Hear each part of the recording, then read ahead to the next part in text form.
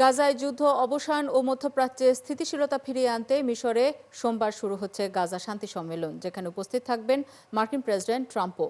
এরই মধ্যে গাজা ইসরায়েলের নৃশংসতা তদন্তে একটি আন্তর্জাতিক তদন্ত কমিটি গঠনের আহ্বান জানিয়েছে গাজা সরকারের গণমাধ্যম দপ্তর।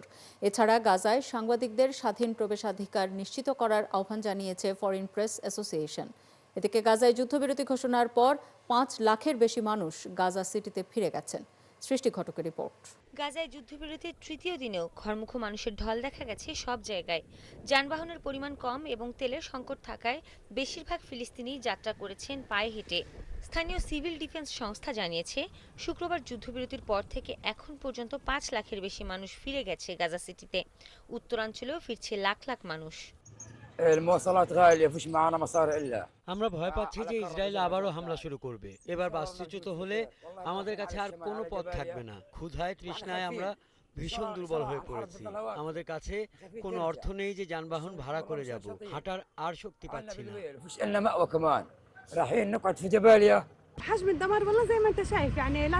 সত্যি বলতে আমি প্রায় ২০ বার বাস্তুচ্যুত হয়েছি, আর সম্ভব না। তাই আশা করছি এবার সবকিছু স্বাভাবিক হবে।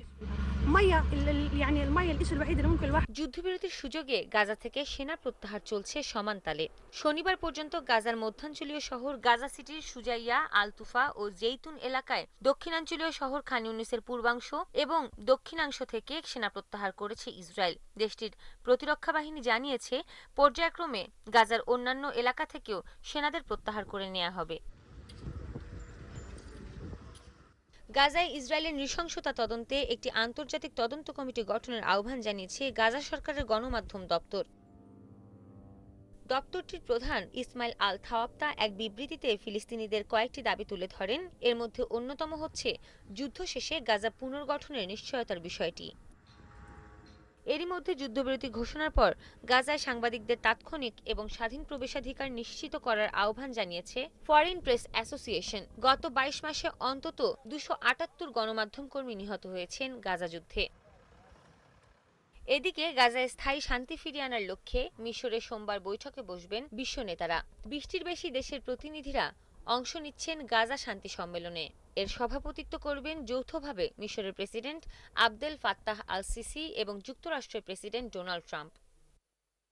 সৃষ্টি ঘটক, ৭১।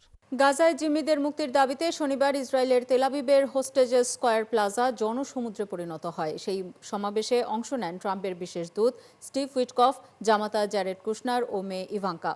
সমাবেশে অংশ নেওয়া ইসরায়েলিরা জানান, সম্ভাব্য মুক্তির এই কৃতিত্ব তারা নিজেদের সরকারকে নয়, বরং মার্কিন প্রেসিডেন্ট ডোনাল্ড ট্রাম্পকেই দিচ্ছেন। এ সময় নিজ দেশের প্রধানমন্ত্রী নেতানিয়াহুর প্রতি অসন্তোষ জানান সাধারণ মানুষ। শারমিন শ্রাবণীর রিপোর্ট। ইসরায়েলের তেল আবিবের যে হোস্টেস স্কয়ার ছিল এতদিন বিক্ষোভের কেন্দ্রস্থল, সেখানেই আজ আনন্দের উৎসব। এই আনন্দ স্বজনদের ঘরে ফেরানোর। গাজায় যুদ্ধবিরতি চুক্তির আওতায় সোমবার মুক্তি পাচ্ছেন ইসরায়েলি জিম্মিরা।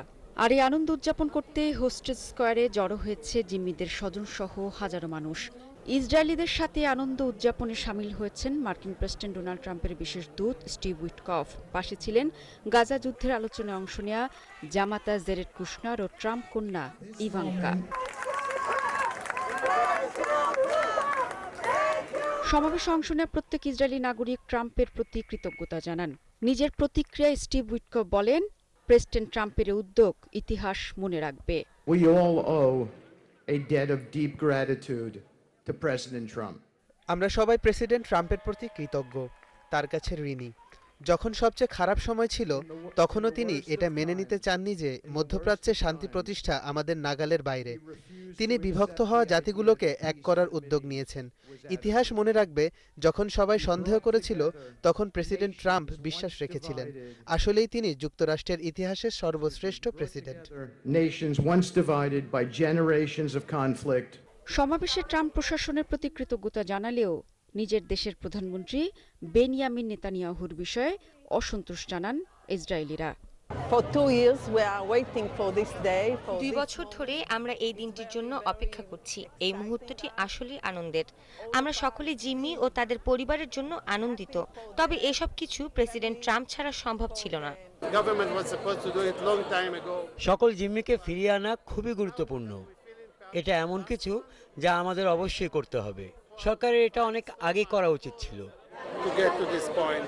ট্রাম্পের ২০ দফা পরিকল্পনা অনুযায়ী গাজায় যুদ্ধবিরতির প্রথম ধাপে মুক্তি পাবেন হামাসের হাতে আটক ইসরায়েলি জিম্মিরা।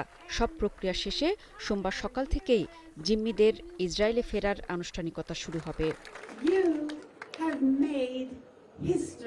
শারমিন শ্রাবণী, ৭১। গাজায় যুদ্ধবিরতির অংশ হিসেবে সোমবার মুক্তি পেতে যাচ্ছেন হামাসের হাতে আটক ইসরায়েলি জিম্মিরা। মুক্তি পাওয়া জিম্মিদের ফেরত আনার পরবর্তী করণীয় নিয়ে সব ধরনের প্রস্তুতি শেষ করেছে ইসরায়েলি কর্তৃপক্ষ। জিম্মিদের প্রথমে হাসপাতালে নেওয়া হবে শারীরিক পরীক্ষা নিরীক্ষার জন্য। এজন্য প্রস্তুত রাখা হয়েছে সেবা মেডিকেল সেন্টার।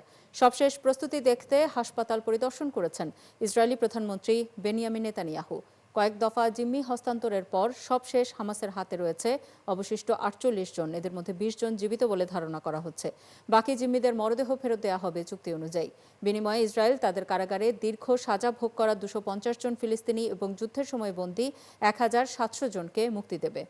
প্রেসিডেন্ট ডোনাল্ড ট্রাম্পকে একসময় বর্ণবাদী, বিশৃঙ্খলার নকশাকার এবং গাজার জন্য অযৌক্তিক স্বপ্নদ্রষ্টা বলেছিল হামাস। অথচ এখন সেই ট্রাম্পের ওপরই ভরসা করেই গাজায় জিম্মিদের মুক্তি দিয়ে সবচেয়ে বড় রাজনৈতিক জুয়া খেলা খেলেছে এই ফিলিস্তিনি সংগঠন।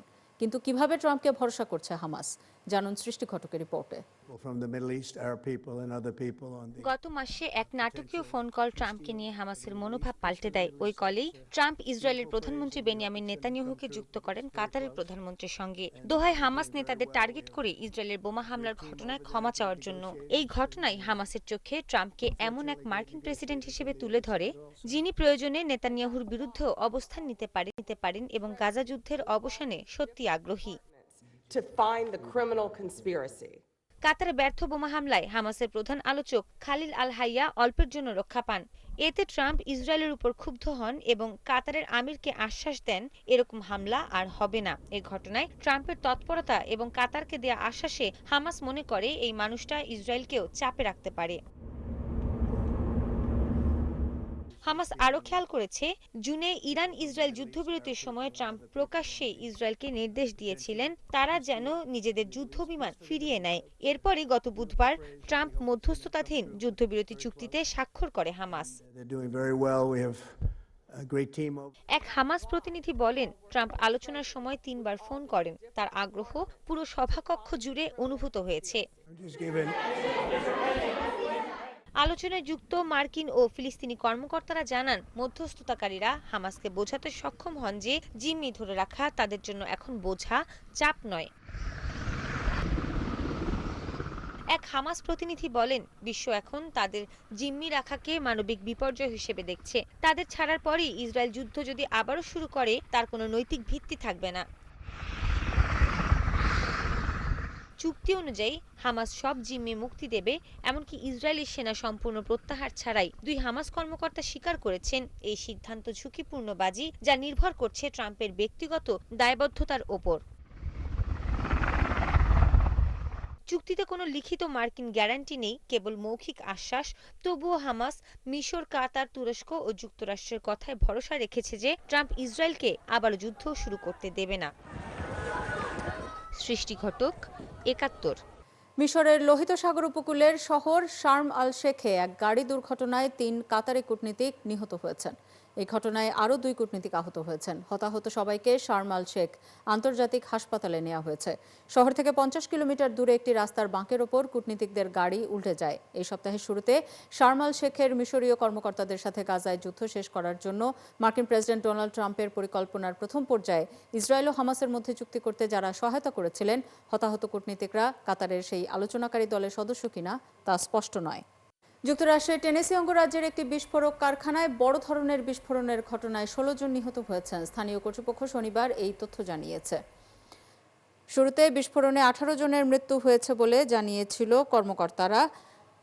তবে হ্যামফ্রে কাউন্টি শেরিফ ক্রিস ডেভিস বলেছেন, সবাইকে মৃত ধরে নেওয়া হয়েছে এবং সেই ব্যক্তিদের মধ্যে ২ জন ঘটনাস্থলে ছিলেন না বলে পরে জানতে পেরেছেন তারা। গত শুক্রবার বাক্সনট শহরে অ্যাকিউরেট এনার্জেটিক সিস্টেমস নামের একটি প্রতিষ্ঠানের মালিকানাধীন কারখানায় এই বিস্ফোরণ ঘটে।